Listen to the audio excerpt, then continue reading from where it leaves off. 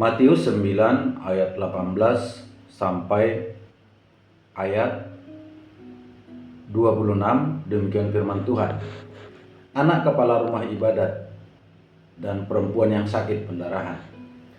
Sementara Yesus berbicara demikian kepada mereka, datanglah seorang kepala rumah ibadat lalu menyembah dia dan berkata, "Anakku perempuan baru saja meninggal, tetapi datanglah dan letakkanlah tanganmu atasnya, maka ia akan hidup."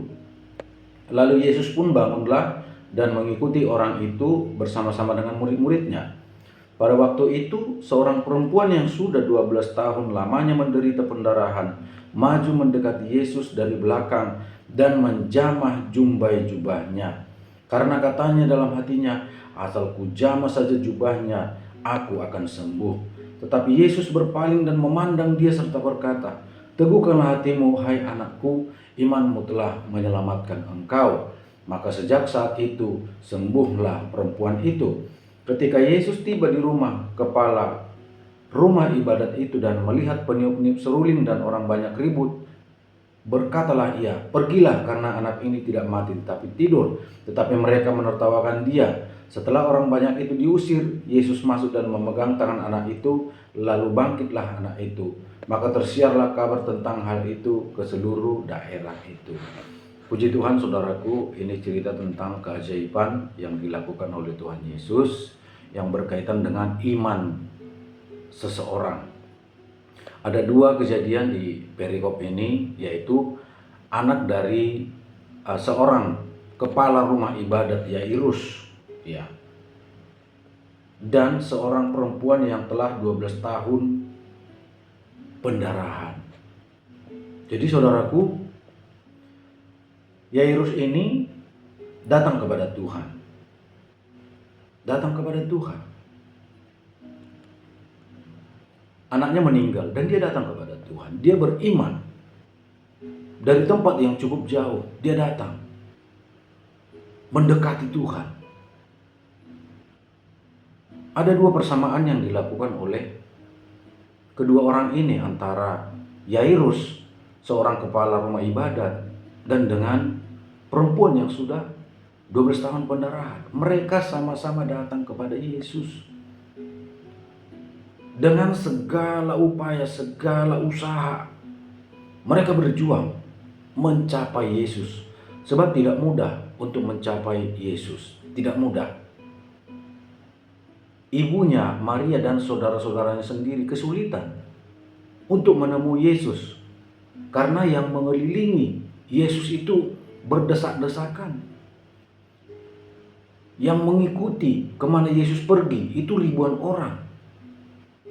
Terbukti ketika dia memberi makan 5.000 orang laki-laki. Belum lagi perempuan dan anak-anak, diperkirakan itu 11.000, 12.000. Memberi makan 4.000 laki-laki. Jadi yang mengikuti Yesus itu ribuan orang. Sangat sulit untuk mencapai Yesus. Sangat sulit. Butuh kerendahan hati. Ada orang mungkin hendak menemui Yesus, tapi begitu melihat begitu sulitnya mencapai Yesus, mendekati Yesus, mereka akhirnya menyerah. Bahkan mungkin ada yang pulang, ada yang kembali. Lebih baik kita pergi ke tabib yang dekat rumah saja. Lebih baik kita pergi kepada yang lain saja. Susah sekali mencapai Yesus. Tetapi karena kedua orang ini memiliki iman yang besar kepada Tuhan, mereka berjuang.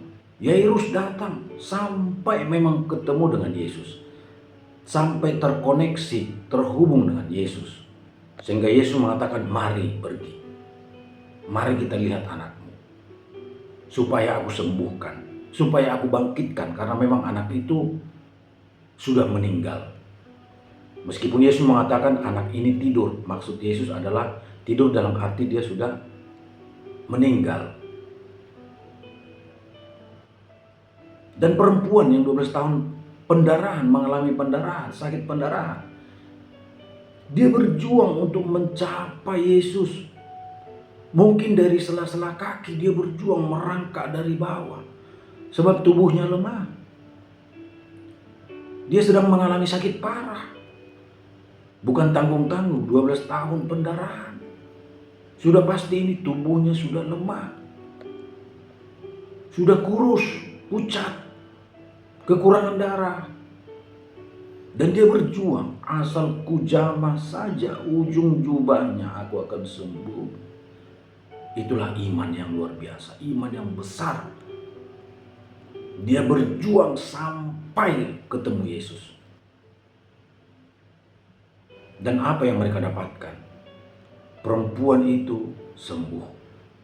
Ketika tangannya menyentuh ujung jubah daripada Yesus, maka ada kekuatan keluar dari tubuh Yesus.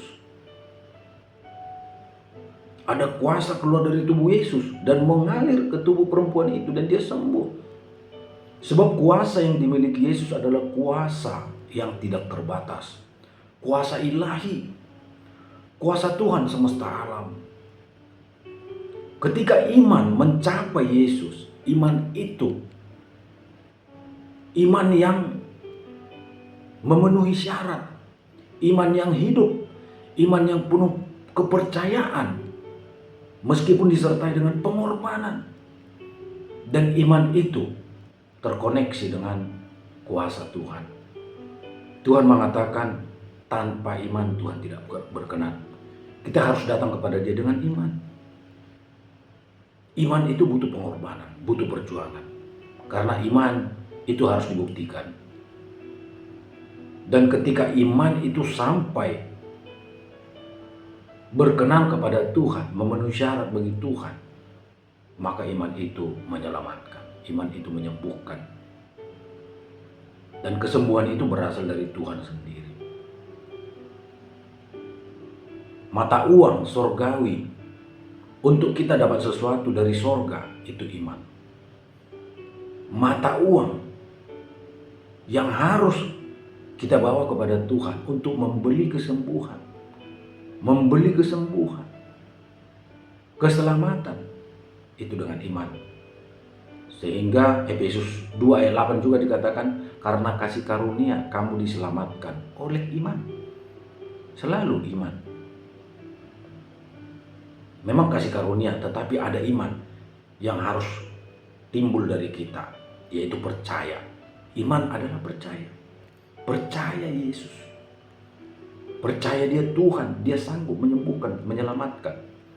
Dia Tuhan yang berkuasa. Itu iman. Dan kedua orang ini menerima mujizat. Yairus, kepala rumah ibadat, itu anaknya bangkit. Anaknya sudah meninggal, itu dibangkitkan oleh Tuhan. Begitu juga dengan kita, saudaraku. Ketika kita hendak datang kepada Tuhan, kita harus menyingkirkan penghalang-penghalang. Kita harus mampu menggapai Yesus. Mampu melewati semua penghalang-penghalang, seperti perempuan yang 12 tahun pendarahan. Dia melewati semua penghalang. Di dalam keramaian dia mampu mencapai Yesus, melewati kaki-kaki yang menghalangi, orang yang mungkin menendangnya. Dia lewati. Yairus juga demikian. Di dalam kesibukannya sebagai kepala rumah ibadat, mencapai Yesus tidak mudah, tetapi dia berhasil ketemu Yesus. Begitu juga dengan kita. Yesus secara fisik tidak ada lagi di muka bumi. Dia sudah di sorga, tetapi secara roh, dalam Roh Kudus, dia ada. Sebab dia maha hadir dimanapun dia ada. Kita harus menyingkirkan penghalang-penghalang dalam hati kita, iri hati, dengki, benci, dendam, kita singkirkan.